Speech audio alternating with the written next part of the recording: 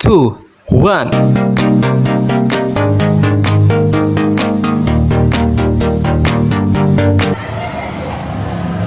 Assalamualaikum warahmatullahi wabarakatuh. Selamat pagi. Saya Suci Handarini, CKS dari SMP Negeri 1 Gresik. Rencana proyek kepemimpinan saya yang kami beri judul Pembelajaran Berdiferensiasi Berbasis Kompetensi Melalui Deteksi dan Planning Metrik di UPT SMP Negeri 1 Gresik. Mengapa saya mengangkat masalah ini? Atau apa masalah yang saya angkat dalam RPK saya? Dalam pembelajaran di SMP Negeri 1 Gresik masih belum berdiferensiasi. Fakta di kelas, peserta didik mempunyai tingkat kompetensi dan kesiapan belajar yang beragam. Ada yang lambat belajar, ada yang rata-rata bawah, ada yang rata-rata atas, cerdas, dan fakta membuktikan juga gaya belajarnya ada audiovisual, visual, kinestetik, dan ada juga yang suka membaca. Dan keragaman siswa ini membuat seorang pendidik harus menengok, mempertimbangkan, dan memetakan peserta didik di kelas sebelum menyusun rencana pembelajaran.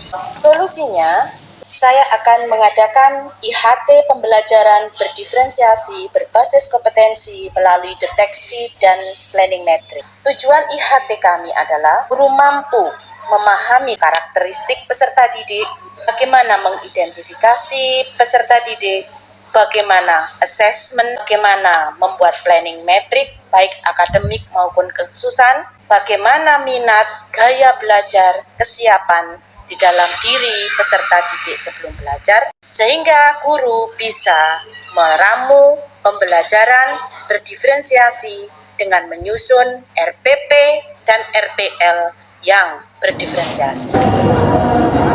Baik, saya lanjutkan.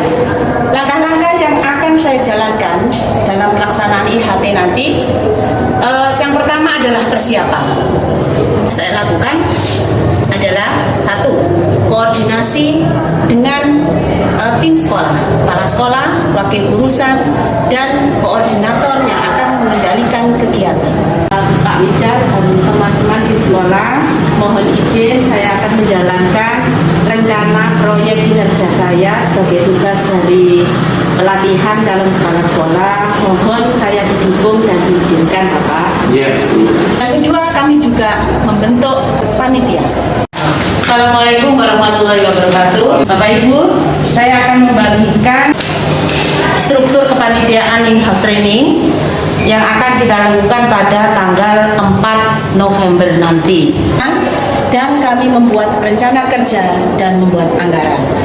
Kami juga menghubungi narasumber. Narasumber yang kami gunakan adalah dosen dari UNESA, dan notabene beliau sangat profesional sebagai pelatih nasional. Sebelumnya salam kenal Bapak Ibu dari Fasilitasi Astar. Pada saat pelaksanaan, kami ada dua siklus. Siklus pertama pada tanggal 4 November 2021 dilanjutkan dengan siklus kedua tanggal 8 November 2021 dengan modal yang pertama luring, yang kedua daring. Kebahagiaan dan kepuasan tersendiri bagi saya bahwa acara yang saya gelar bisa membawa dampak yang positif untuk kita semua. Kita membahas satu persatu hasil kerja milik Bapak Ibu sekalian. Nah, mungkin tadi saya menanggapi dulu refleksi yang sudah Suci sampaikan. Di situ semua guru-guru berkonsultasi, kemudian mengadakan refleksi dan mengadakan penguatan materi yang kedua, hasil dari refleksi kekurangan materinya apa, dan narasumber secara langsung mengcounter seluruh masalah. Bapak Ibu, kesimpulan hasil dari rangkaian kegiatan saya adalah dengan diselenggarakan pendidikan berdiferensiasi, artinya pendidik sudah menciptakan student well. Di bidang pendidikan, pendidik, semua yang kita lakukan berorientasi pada anak, murid, murid, murid.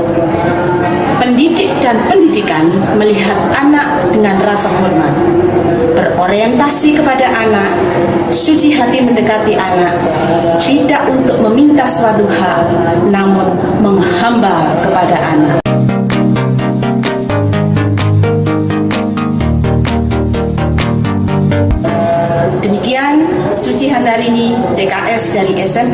1 Gresik.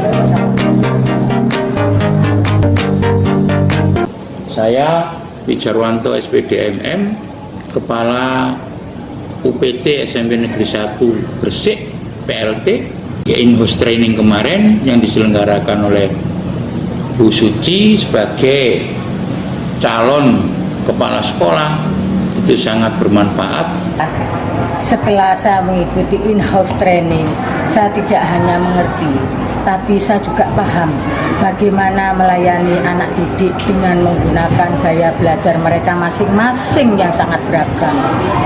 Setelah mengikuti workshop IHT in-house training, saya banyak memperoleh tentang planning matrix, tentang siswa yang berkebutuhan khusus, itu proses pembuatan RTP-nya yang tidak harus disamakan dengan siswa yang pada umumnya.